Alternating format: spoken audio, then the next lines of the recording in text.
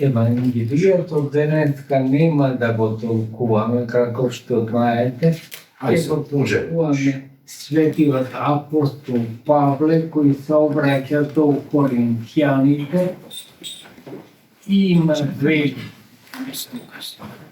ако најдушен апостол нама сум бидејќи печатот на моето апостолство сте вие. Но кој не е апостол Павле прекли? Не е на битолчаните. Постои верзија дека апостол Павле кога одел за Далмација поминал патот вие Игнација, иако поминал во тој пат вие Игнација, не дека поминал и низ Битола. Меѓутоа, таа хипотеза е разбиена, зашто се докажало дека свети апостол Павле за Далмација одел преку море, а не по суво. Што значи ние битолчаните можеме да му речеме на апостол Павле, не си наш апостол. Не, во ова време не, затоа што докажено е апостолството на апостол Павле. Меѓутоа, по времето во кој тој живее, некои од црквите основани во различни места, каде што не отишол апостол Павле, може да речем, тој не е апостол, тој не беше меѓу 12 апостоли.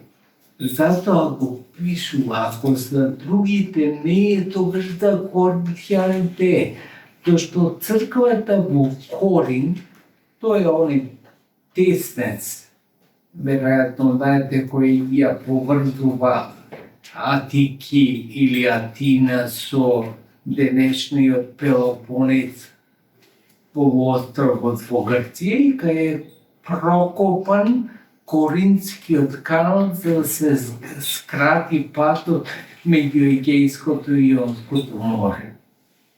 Ама од многу одавно постои градот Корин. Сигурно неколку векови пред Христа постои и денеска. Ево тој град кој бил значаен во тоа време отишол апостол Павле ја основал црквата и затоа со право им вели на коринќаните во посланието која после им го испраќа. Што секако е грижа голема посланието покажува дека не е само да помени да основа црква некаде, туку и да се грижи за тие луѓе. Така се грижи апостол Павле им вели, ако за други не сум апостол, ама за вас сум. За вас си во суштина како оној кој денеска крштева, да му кажете не, тој не крсти, некој друг не крстива, но во името Христово се крстиме, да? Во името Христово, ама некој го изврши крштенијата. Е така исто и апостолите им вели на коринќаните, за вас сум блажен, ако за другите не сум. Сега апостолите стана апостоли за сите, ама во тоа време, во првиот век, по 50-тите години од првиот век, кога се случува ова послание, постои една битка. Кои се апостоли, а кои не се? И затоа на некој начин апостол Павле се докажува. Тоа е мојата заштита вели против оние што ме осудуваат. Значи вие што дојдете во црква во Корин се мојот доказ, затоа што јас споминав од тука и за мојата апостолска работа вие сте доказ. Ако некој праша што е доказ, чиј доказ имаш ти дека си апостол, еве, ова црква во Корин. И понатаму почнува практични прашања да решава апостол Павле. Зар немаме право да јадеме и да пиеме, зашто ги укоруваат, а вие бадијалџи, како и денеска што велат за свештениците, вие бадијалџи. Апостол Павле вели, добро, дури бадијалџи со други зборови. Не мисле така секако, ниту го вели тоа, меѓутоа и тако да сум имам право да јадам и да пијам. Во смисла затоа што сум творение Божјо. Има на некој може да му, или може душмански да му се ускрати јадењето и пиењето на некој, меѓутоа дали тоа е човечки? На сите ни е потребно јадење и пиење. И затоа вели апостол, немаме право да јадеме и пиеме, ама кога го со тоа заедно поврзано некој треба да спреми јадење. Не можеме неспремена јадење, не сме ние во сурова природа како што биле предците можеби на човекот, па да јадат сурова храна. Ние ја вариме, ја печеме, ја пржиме храната. Некој значи треба да спреми. И затоа го поставува второто прашање, зар немаме право да водиме со себе си една жена сестра, како и другите апостоли, браќата Господови Кифа. Кифа е значи Петар. Нема некој да се погрижи за нив со други зборови, затоа што жената е позната во тоа дека во црквата действува со пофини работи. Мажот може би ги сечи дрвата, прави физички действа, ама јадењето обично и вкусот на јадењето му го дава жената. Затоа и вели апостол Павле, сигурно дека можел и сам човек. Луѓето, ако можел такво действо да направи и толку да закваси целиот свет со Евангелието Христово, сигурно дека може да си подготви некакво сирово јадење. Ама да го изгуби времето во тоа да пржи јајца, ако тоа Павле, ако и можел, ако имало тоа пржени јајца. Цела работа е во тоа да си ги одреди човек действата на делување, значи што е областа на негово делување. Може апостол Павле да прави ручак. Може би нема да биде толку вкусно, може би уште повкусно, велат мажите се подобри кулинари од жените. Тоа е неизвестно каков кулинар би бил апостол Павле, меѓутоа сигурно би изгубил поеќе од пола ден за да го направи ручекот, да ги измие садовите и да се подготви за утрешниот ден. Ако е така, кога ќе стигне да го проповеде Евангелието? Затоа го вели, немаме право да водиме со себе си една жена сестра. Значи таа да се грижи за тие работи зашто е некако надарена. И никој не може да му каже, не, немате право вие апостолите тоа.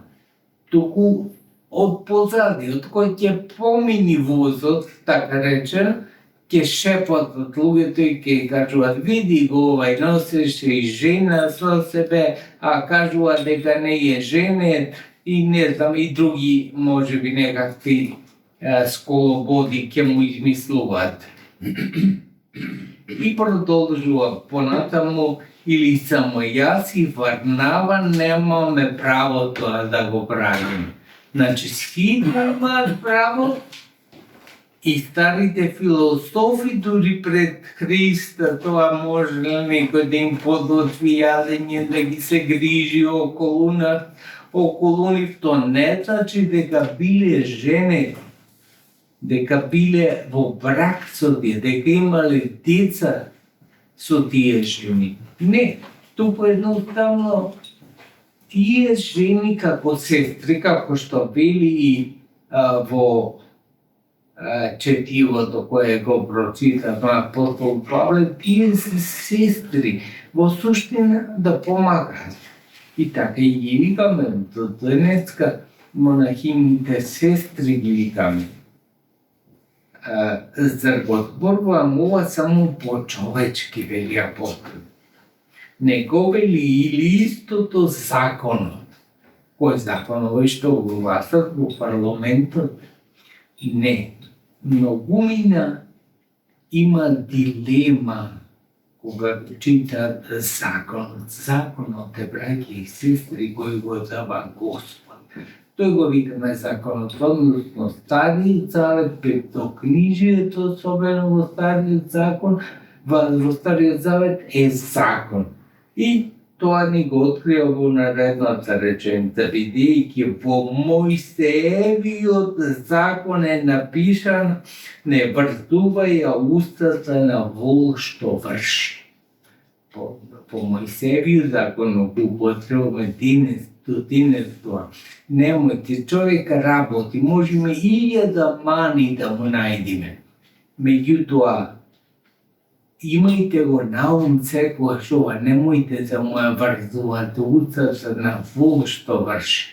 Не дека ние вол сакаме да го наречеме оној кој работи и кој е трудолюбив, туку едноставно во метафора го велиме ова. Ако на волот кој врши не можеш узда да му ставиш и не треба да му ставиш узда, туку да ја отвара устата за да диши, за да зема повеќе воду.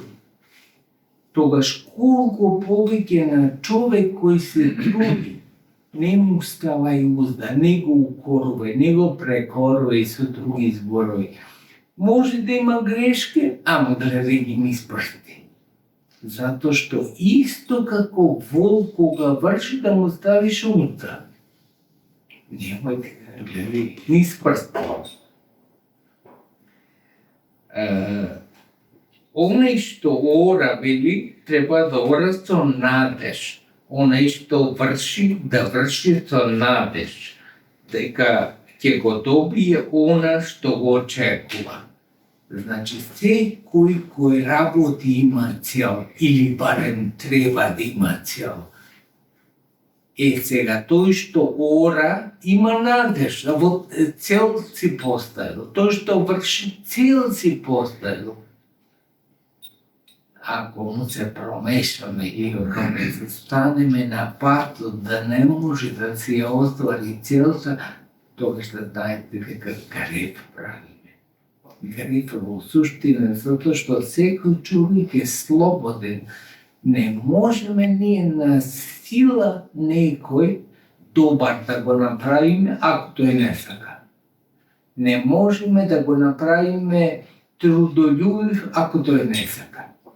И да измислуваме поединости за таквата цел ние да ја постигнеме, а неговата цел која тој си ја поставил да се промаши. Не секој од нас, браќи и сестри, е слободен.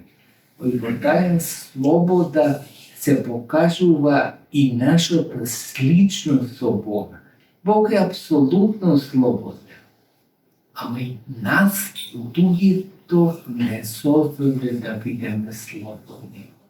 И тоа е најважната работа. И затоа со други збори апостолот кажува да немојте да му застанете да бидете пречка за слободата на другиот. Ако сме го посеале прибат духовното семе, многу ли е да го жнееме кај вас телесното?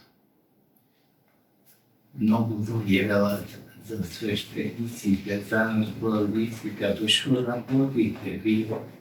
Што работа вршите? Особено во комунизмот тоа беше голема изрека. Меѓутоа, еве го одговорот. Духовното семе кој не го разбира и кој гледа само материјално на животот, може да си ги постави тие дилеми. Меѓутоа, кој гледа на духовниот живот, на духовниот развој на човек. Тој никогаш нема се ја поспета има што прави владиката или што прави Господ или што. Тој го потикнува духовниот развој и апостолот дојде, ние сме го положиле, сме го посеале прива духовното семе, многу ли ако го врнееме телесно? Со телесното сите знаеме дека ние сме луѓе, треба да живееме телесно. Има некој човек, претходно вели апостол, мора да јади и да пие. Има некој што не јади, не пие, сте видели всаков човек. Не постои, меѓутоа за да се набава средствата, за да се јади и за да се пие, треба материјални средства.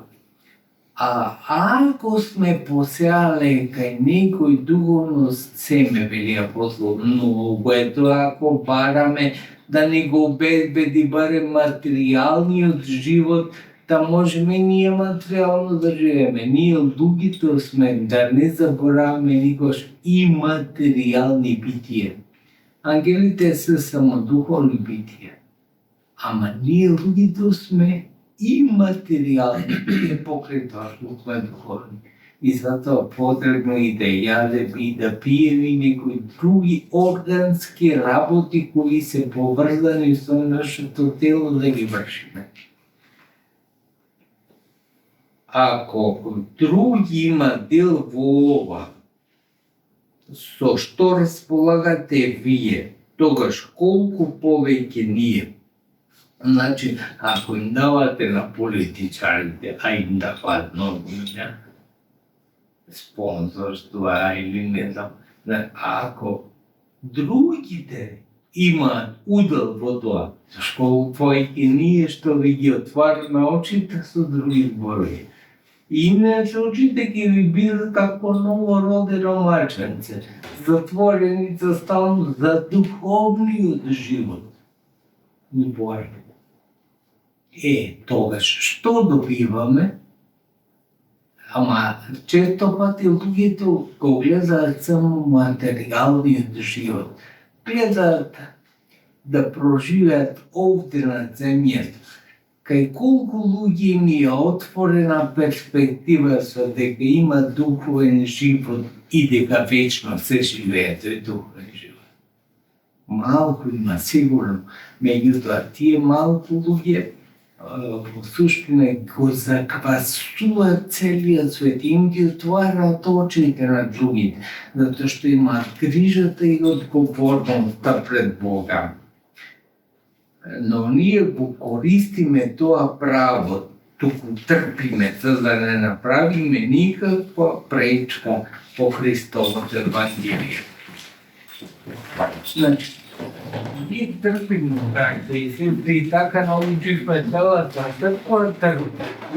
А во одредени моменти, тоа што знае дека Бог руководи целиот свет. Дека Господ го носи животот и целиот свет во конечна смисла и во конечен крај и живот. Нека милоста Божја биде на нас, нека ве чува, нека ве храни. Исполайте Деспота.